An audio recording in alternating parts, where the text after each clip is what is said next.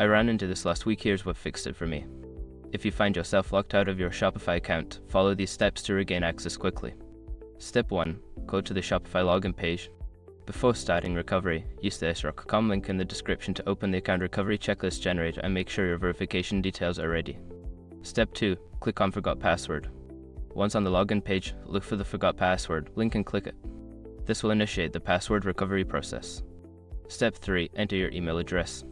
Input the email address associated with your Shopify account. Make sure it is the correct one to receive the recovery email. Step 4. Check your email. Look for an email from Shopify with instructions on how to reset your password. Be sure to check your spam or junk folder if you don't see it right away.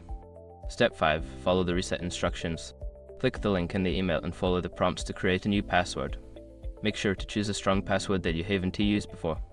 If you run into any issues, like not receiving the email, double check that you entered the correct email address in step 3.